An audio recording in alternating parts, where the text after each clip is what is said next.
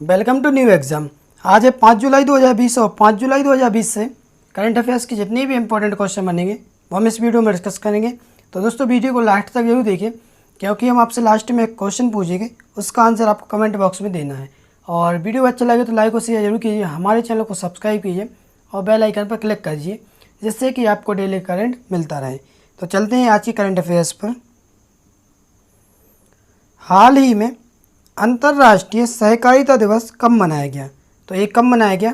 ये मनाया गया 4 जुलाई को। अंतर्राष्ट्रीय सहकारिता दिवस।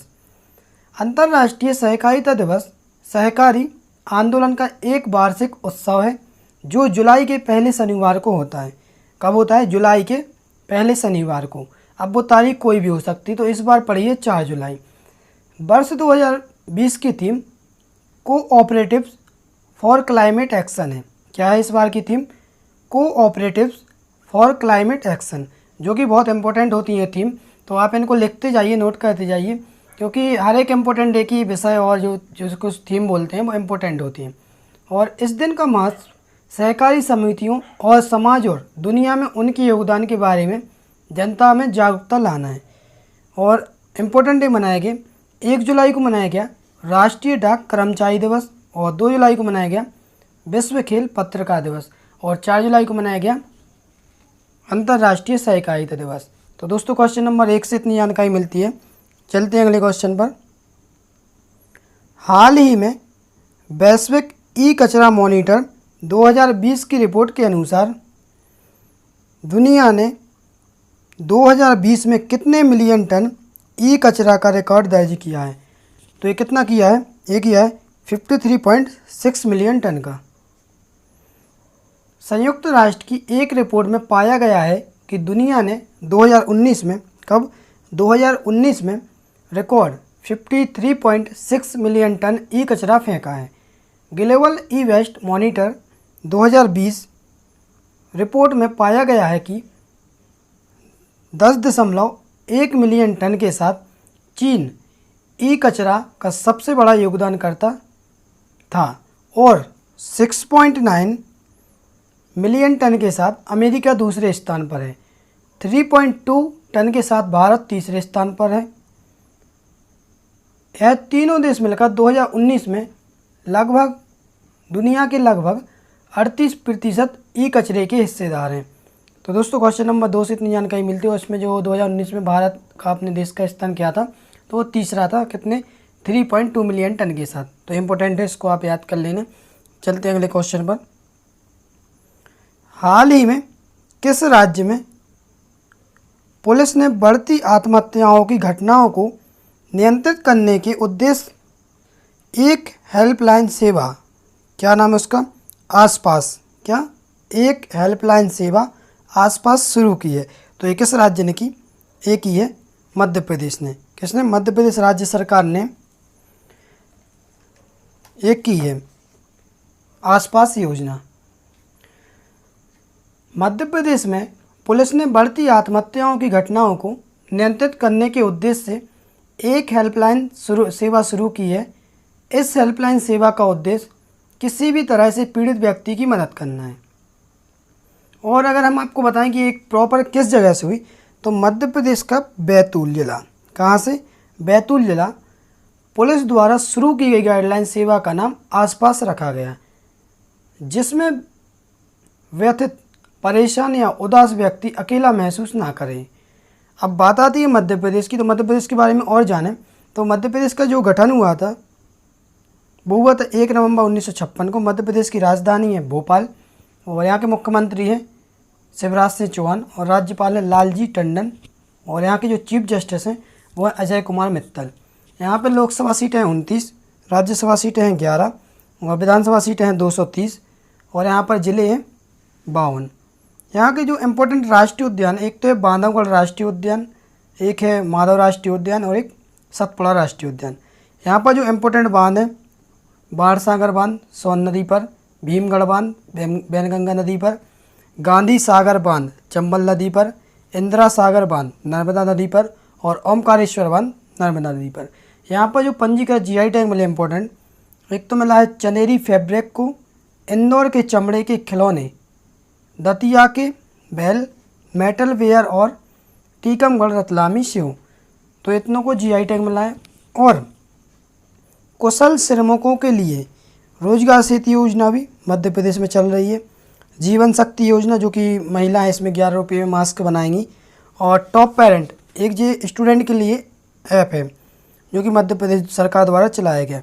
और संकल्प योजना जो कि उमरिया ज़िले से शुरू हुई और ये बुजुर्गों की सहायता प्रदान करने के लिए है। और यहाँ पर एक अभियान चलाया गया 1 जुलाई को, 1 जुलाई से 15 जुलाई तक चलना है, वो है किल कोरोना अभियान जो कि बहुत इंपॉर्टेंट है। तो आप इसको नोट कर लीजिए। तो दोस्तों क्वेश्चन नंबर 3 से इतनी जानकारी मिलती है। और हम आपको बता दें कि इसकी जो PDF है वो हमारे टेलीग्राम ग्रुप से भी डाउनलोड कर सकते हैं। और इसमें जो वीडियो की डिस्क्रिप्शन में लिंक दी है वहाँ से भी आप डाउनलोड कर सकते हैं। तो दोस्तों क्वेश्चन नंबर 3 से इतनी जानकारी मिलती है। चलते हैं अगले क्वेश्चन पर। हाल ही में कहाँ के शोधकर्ताओं द्वारा यूनिसिवर कीटाणु शोधन विकसित किया है? तो कहाँ के शोधकर्ताओं द्वारा किया गया?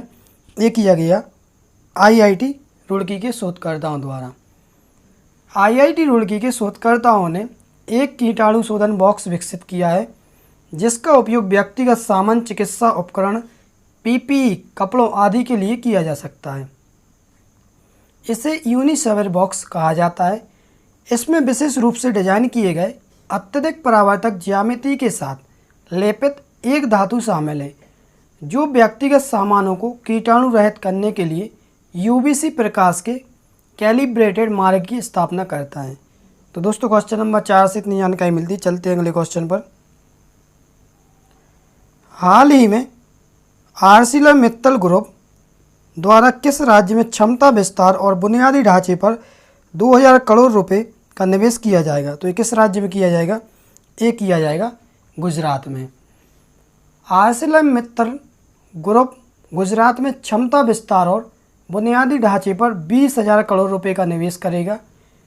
निवेश भूमि उपलब्धता, बंदी बंदरगाह और मेगा निवेश के लिए प्रोत्साहन संरचना के संदर्भ में क्षमता वृद्धि के कारण और विस्तार के लिए होगा। एमसाल स्टील प्लांट की क्षमता को बढ़ाकर 8.6 मिलियन टन प्रतिवर्ष करने के लिए 5,000 करोड़ रुपए के विस्तार निवेश भी चल रहे हैं। तो दोस्तों हमें क्वेश्चन नंबर 5 से इतनी जानकारी तो मिलती है। और अगर हम गुजरात की बात करें तो गुजरात में first in solar rooftop installation और यहाँ पर जो टसर गन पेश करने वाला भारत में सबसे पहले गुजरात पुलिस। और यहाँ पर सुजलाम सुफलाम जन संचय अभियान भी चल रहा है। नई डिजिटल करेंसी DCEP लॉन्च की, ये भी गुजरात राज्य सरकार ने की। और हम गुजरात के बारे में और जानें तो गुजरात का जो गठन हुआ था वो हुआ था 1 मई 1960 को। और यहाँ की जो राजधानी वो है गांधीनगर। मुख्यमंत्री है विजय रूपानी और राज्यपाल यहाँ के आचार्य देवव्रत और मुख्य न्यायाधीश हैं यहाँ के विक्रमनाथ। यहाँ पर लोकसभा सीटें हैं 26, राज्यसभा सीटें हैं 11 और विधानसभा सीटें हैं 182। और क्वेश्चन नंबर 5 से इतनी जानकारी मिलती है। और यहाँ पे जो ज़िले हैं वो है 33। और हम आपको बता दें कि ज़िले भी बहुत इंपॉर्टेंट रहते हैं, तो ज़िलों को भी आप साथ साथ याद करते जाइए। और यहाँ का जो राजकीय पशु है वो है एशियाई शेर और राज्य पक्षी है जो यहाँ का ग्रेटर फ्लेमिंगो। तो दोस्तों क्वेश्चन नंबर 5 से इतनी जानकारी मिलती है। चलते हैं अगले क्वेश्चन पर। हाल ही में किस देश में दुनिया का 5वां सबसे बड़ा विदेशी मुद्रा भंडार $500 मिलियन से अधिक जमा किया है? तो ये किस देश ने किया? एक किया अपने देश भारत ने। भारत ने दुनिया का 5वां सबसे बड़ा विदेशी मुद्रा भंडार $500 बिलियन जमा किया है, $500 बिलियन जमा किया है। पहली तिमाही में एक दुर्लभ चालू खाता अधिशेष स्थानीय शेयर बाजार और विदेशी प्रत्यक्ष निवेश में आमद की वापसी द्वारा भंडारित किया गया था। इसने केंद्रीय बैंक को जून तिमाही में अपने भंडार में जोड़ने के लिए विदेशी मुद्रा में $25 बिलियन के करीब जोड़ने की अनुमति दी। तो दोस्तों क्वेश्चन नंबर 6 से इतनी जानकारी मिलती है। चलते हैं अगले क्वेश्चन पर।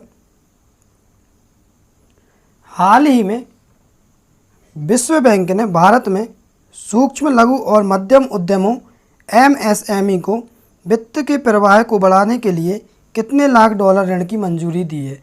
तो ये कितने लाख की दी है? ये दी है कितने लाख बिलियन डॉलर की? ये दी है 750 मिलियन डॉलर। विश्व बैंक ने भारत में सूक्ष्म और लघु उद्यमों को वित्त के प्रवाह को बढ़ाने के लिए 700 मिलियन डॉलर के ऋण को मंजूरी दी है। यह अपने आत्मनिर्भर भारत कार्यक्रम के तहत सरकार द्वारा घोषित MSME पैकेज का समर्थन करेगा। भारत का MSME क्षेत्र जो भारत के GDP का 30%, कितना 30%, और निर्यात का 40% योगदान देता है, वर्तमान में गंभीर तनाव का सामना कर रहा है। अब बात आती है विश्व बैंक की। तो विश्व बैंक का जो मुख्यालय है वो है वाशिंगटन DC, यूनाइटेड स्टेट, और यहाँ के जो अध्यक्ष वो है डेविड मलपास। और इसके अंतर्गत आने वाली संस्थाएं हैं, एक तो है international bank for reconstruction and development and the international development association. तो दोस्तों क्वेश्चन नंबर 7 से इतनी जानकारी मिलती है। चलते हैं अगले क्वेश्चन पर। हाल ही में ऑल इंडिया रेडियो ने अपना पहला समाचार पत्रिका कार्यक्रम किस भाषा में प्रसारित किया है? तो ये किस भाषा में किया? ये किया संस्कृत में। ऑल इंडिया रेडियो ने 4 जुलाई को, ये कब किया? 4 जुलाई 2020 को संस्कृत में अपना पहला समाचार पत्रिका कार्यक्रम प्रसारित किया। कार्यक्रम का शीर्षक संस्कृत सप्ताहिकी होगा और 20 मिनट की अवधि, कितनी? 20 मिनट की अवधि वाले इस कार्यक्रम को all India radio FM news channel पर 100.1 मेगाहर्ट्ज पर हर शनिवार को सुबह 7:10 पर सुना जा सकता है। सूक्ति प्रसंग, सप्ताहिकी, संस्कृति दर्शन, ज्ञान विज्ञान, बाल वल्लरी समाचार पत्रिका में छपेगी। तो दोस्तों क्वेश्चन नंबर 8 से इतनी जानकारी मिलती है। चलते हैं अगले क्वेश्चन पर। हाल ही में नई दिल्ली में भारत के नियंत्रक और महालेखा परीक्षक कार्यालय ने कार्यालय पार्क में एक शहरी वर्ग स्थापित करने के लिए कदम उठाए हैं।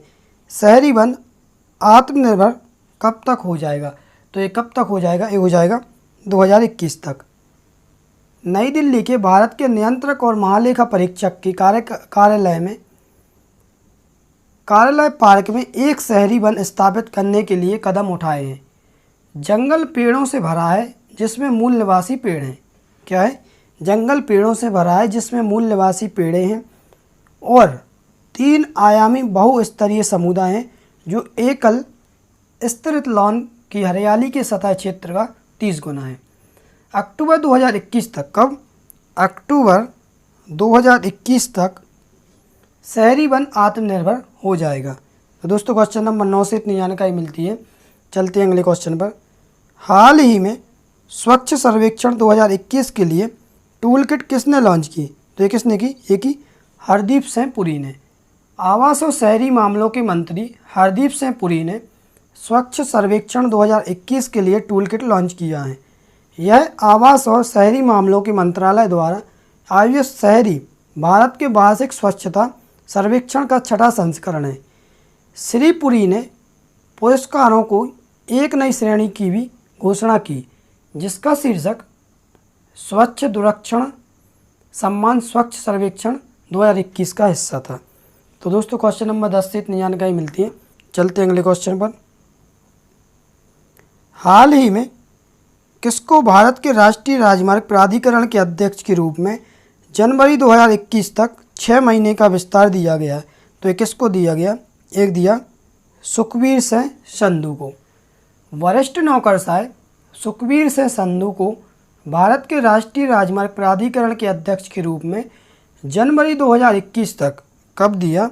जनवरी 2021 तक 6 महीने का विस्तार दिया गया है। उत्तराखंड कैडर की 1988 बैच के IAS अधिकारी संधू ने अक्टूबर 2019 में पद का कार्यभार संभाला था। कैबिनेट की मंजूरी कैबिनेट की नियुक्ति समिति ने संधु के विस्तार को मंजूरी दे दी है। तो दोस्तों क्वेश्चन नंबर 11 से इतनी जानकारी मिलती है। चलते हैं अगले क्वेश्चन पर। हाल ही में रूस के राष्ट्रपति व्लादिमीर पुतिन ने किस वर्ष तक सत्ता में रहने के लिए शानदार जीत हासिल की है? तो ये कब तक के लिए की? एक ही है 2036 तक के लिए। राष्ट्रपति व्लादिमीर पुतिन ने अगले दशक के मध्य तक सत्ता में बने रहने के लिए शानदार जीत हासिल की है। रूसी संवैधानिक संशोधन पर एक राष्ट्रव्यापी जनमत संग्रह में मतदान करने के लिए 1 जुलाई 2020 को चुनाव हुए।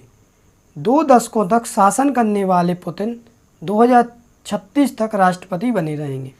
अब बात आती है रूस की, तो रूस की राजधानी है मॉस्को और यहाँ की मुद्रा है रूसी रूबल और राष्ट्रपति व्लादिमीर पुतिन और यहाँ के जो प्रधानमंत्री हैं वो है मिखाइल मिशुस्टिन। कौन? Mikhail Mishustin. तो दोस्तों क्वेश्चन नंबर 12 से इतनी जानकारी मिलती है। चलते हैं अगले क्वेश्चन पर।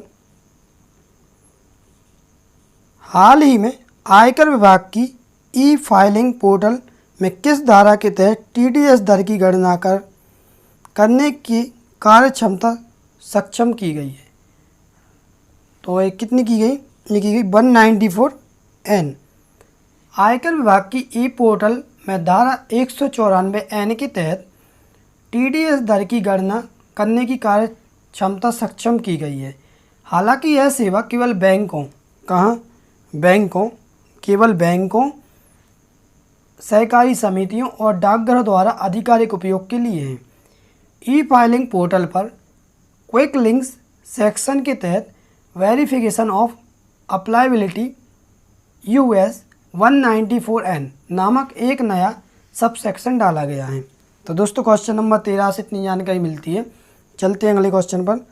हाल ही में किसने 5000 मेगावाट बिजली की क्षमता के लिए सौर और थर्मल पावर संपत्तियों को विकसित करने के लिए एक संयुक्त उद्यम का उद्घाटन किया है? तो ये किसने किया? ये किया NLC इंडिया लिमिटेड और कोल इंडिया लिमिटेड ने। सरकार के स्वामित्व वाली खनन की बड़ी कंपनियां एक NLC इंडिया लिमिटेड और कोल इंडिया लिमिटेड ने 5000 मेगावाट बिजली की क्षमता के लिए सौर और थर्मल पावर संपत्तियों को विकसित करने के लिए एक संयुक्त उद्यम का उद्घाटन किया है। दोनों कंपनियां उद्यम कंपनी में समान 50-50 इक्विटी का आयोजन करेंगी। कोल इंडिया दुनिया भर में सबसे बड़ा कोयला उत्पादक और भारत में 8 राज्यों में फैले 83 खनन क्षेत्रों से गुजरता है। तो दोस्तों क्वेश्चन नंबर 14 से इतनी जानकारी मिलती है। चलते हैं अगले क्वेश्चन पर और लास्ट क्वेश्चन पर। हाल ही में किसने गलवान घाटी में अपनी जान गंवाने वाले भारतीय सेना के जवानों के नाम पर दिल्ली में नए सरदार वल्लभ भाई पटेल कोविड-19 अस्पताल के विभिन्न वार्डों के नाम तय किए हैं? तो ये किसने किए? एक ये DRDO ने। DRDO ने जून 2020 में, कब हुए थे शहीद? जून 2020 में गलवान घाटी संघर्ष में अपनी जान गंवाने वाले भारतीय सेना के जवानों के नाम पर दिल्ली में नए सरदार वल्लभ भाई पटेल कोविड-19 अस्पताल के विभिन्न वार्डों के नाम तय किए गए हैं। 1000 कितने? 1000 बेड वाले केंद्र में विशेष गहन देखभाल इकाई बेड भी होंगे और पूरी तरह से वातानुकूलित होंगे। अस्पताल में ICU, क्या? ICU और वेंटिलेटर वार्ड को colonel V Santosh Babu ward नाम दिया गया है। तो दोस्तों क्वेश्चन नंबर 15 से इतनी जानकारी तो मिलती है। अगर हम बात करें DRDO की, तो DRDO का जो फुल फॉर्म है वो है डिफेंस रिसर्च, क्या? Defence research and development organisation. Hindi में इसको बोलते हैं रक्षा अनुसंधान एवं विकास संगठन। इसकी जो स्थापना हुई थी वो हुई थी 1958 में। हेडक्वार्टर है DRDO का दिल्ली में और महानिदेशक है वर्तमान में डॉक्टर G सतीश रेड्डी और उत्तरदायी मंत्री हैं राजनाथ सिंह, रक्षा मंत्री, जो कि रक्षा मंत्री अपने देश के। तो दोस्तों ये तो रहा आज के करंट अफेयर्स। हमने कल आपको एक क्वेश्चन दिया था, उसका आंसर देख लेते हैं। हाल ही में किस राज्य के मुख्यमंत्री ने राज्य के सरकारी विश्वविद्यालयों और कॉलेजों को जोड़ने के लिए ई ग्रंथालय का उद्घाटन किया? तो ये किस राज्य ने किया? ये किया उत्तराखंड ने। इसका आंसर बहुत से लोगों ने सही दिया और बहुत से लोगों ने उत्तराखंड के बारे में डिटेल में लिखा। अच्छा लगा तो दोस्तों आप सभी से निवेदन है कि आपको जितना भी एक्स्ट्रा नॉलेज हो क्वेश्चन के बारे में तो आप कमेंट बॉक्स में दे दिया कीजिए, और कोई भी आपको ऐसा लगे कि सर मिस्टेक बता रहे हैं तो आप बेशक बता सकते हैं, इसमें कोई बुराई नहीं है, क्योंकि कमेंट में आप बोल सकते हैं, आपका हक है। और वीडियो अच्छा लगे तो लाइक और शेयर जरूर कीजिए। और हाँ, कल के लिए हम आपको एक क्वेश्चन देते हैं, उसका आंसर आप कमेंट बॉक्स में देना है, और जितना भी आपको डिटेल में पता हो उतना देना है, और उसके एक्स्ट्रा भी आपको पता हो तो वो भी दे देना। हाल ही में किस देश के शोधकर्ताओं ने सुअरों में एक नए प्रकार के वायरस की खोज की? तो बहुत से लोग इशारा समझ चुके होंगे किस देश के उसमें बोल रहे हैं, तो इसका जो भी आंसर हो आप कमेंट बॉक्स में देना, और जिस देश की है तो उस देश के बारे में, राजधानी, राष्ट्रपति, वर्तमान में क्या चल रहा है, जितना भी आपको पता हो आप कमेंट बॉक्स में डाल दीजिए। वीडियो देखने के लिए धन्यवाद।